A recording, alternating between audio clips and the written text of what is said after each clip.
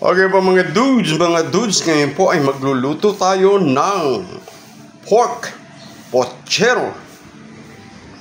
Ayan po, meron po tayong half kilo ng liempo. Liempo po ang gagamitin natin.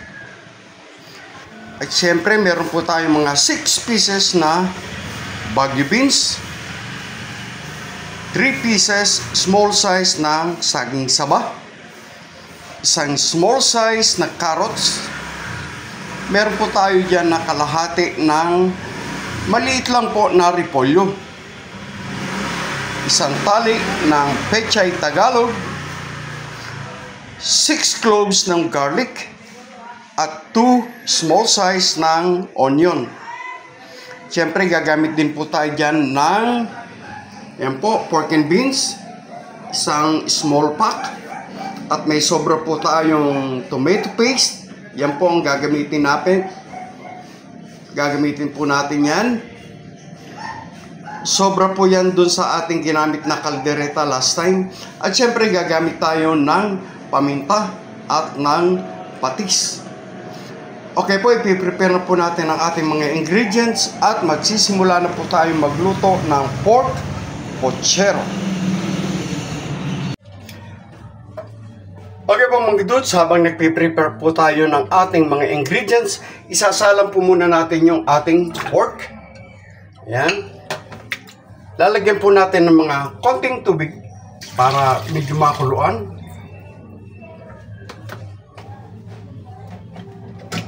Ayan.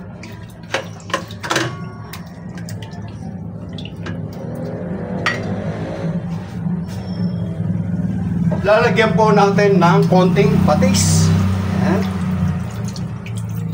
Para may lasan po yung ating pork. At ayan po. Tatakpan po muna natin.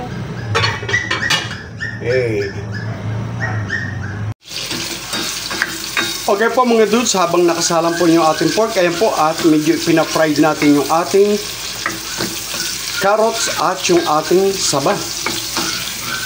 Ayan. At pagkatapos po ay iseset aside natin ito.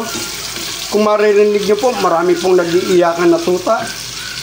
Bagong panganak po yung aso natin dyan sa harap. Pasensya na po kayo sa mga ingay na inyong naririnig. At mega love shout out sa lahat po ng ating subscribers. Lalo-lalo na po ang ating kaibigan si Evelyn Kasimsiman. Yan. Shout out, Ma'am Evelyn. Mega love shout out.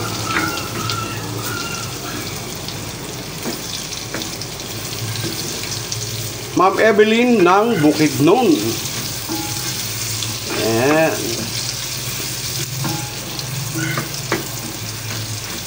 Ayan, okay na po yan. Patayin na po natin.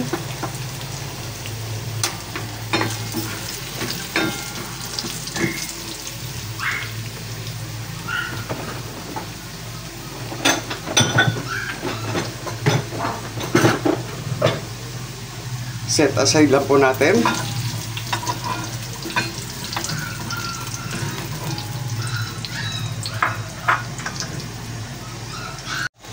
At tignan naman po natin. Yan po, kung makikita nyo,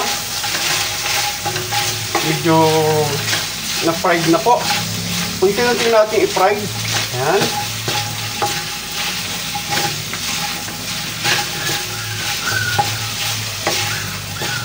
At dito po sa ating pork, ay dito lang po natin direkta igigisa yung ating prepare na bawang at sibuyas. Yan. Pwede na po natin pagsabayin yan.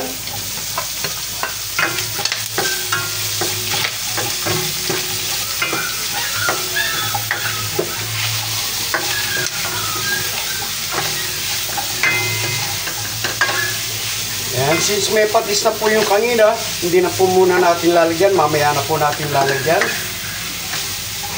Yan.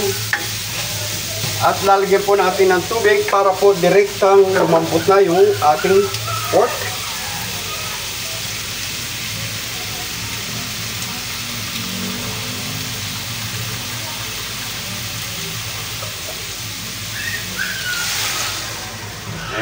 Yan, para po sa pampalambot na po yan.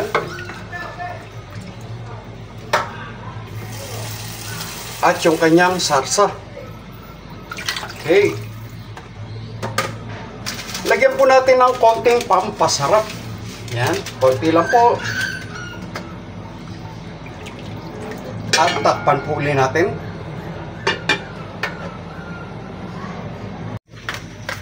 At lagyan na rin po natin ng paminta. Yung iba po hindi naglalagay ng paminta, pero gusto ko po mas may paminta. Yan. Konti lang naman po. Okay.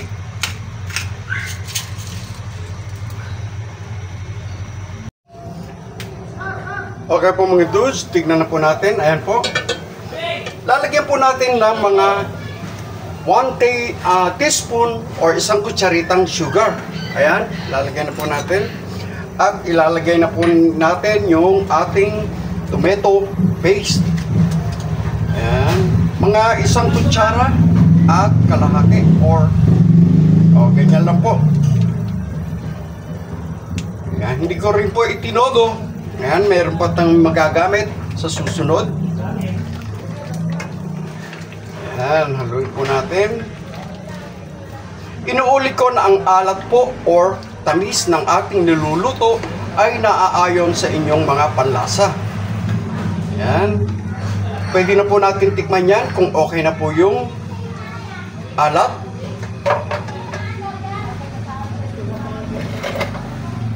Ayan.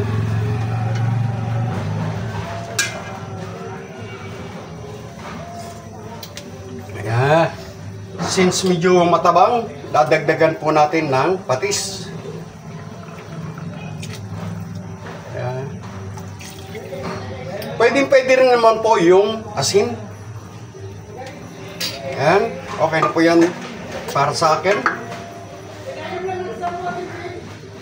At pwede na rin na po natin ilagay yung ating pork and beans.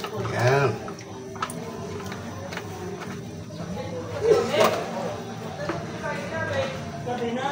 At takpan po muna natin.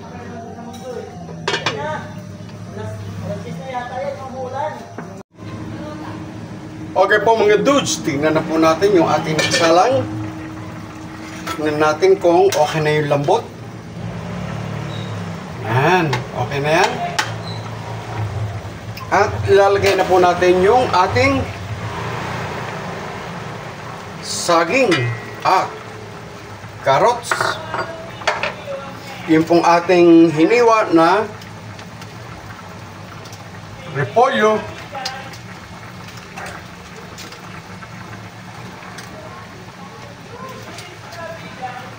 Yung pong ating Baguio beans. Yan. At syempre yung ating pechay Tagalog.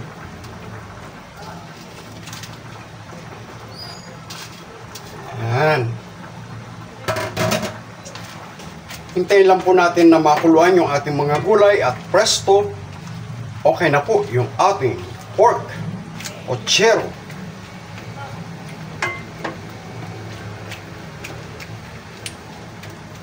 Yan.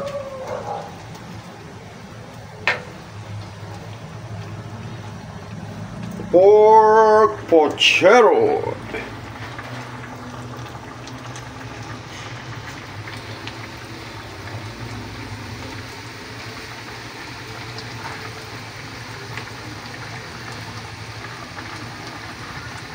Madam Evelyn Kasimsiman at si Madam Eya's Vlog.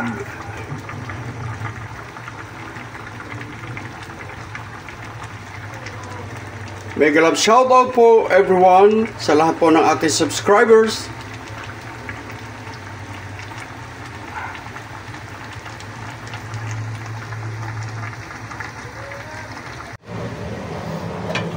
Okay po mga dudes, po at luto na ang ating pork pochero.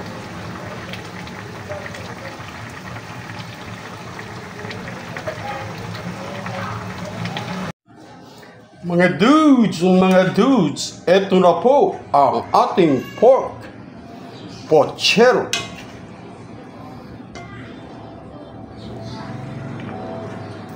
So yummy! Pork pochero. Happy eating, mga dudes!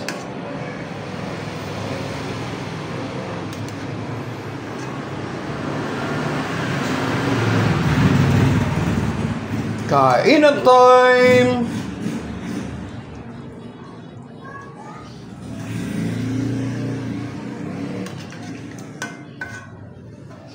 Pork pochero!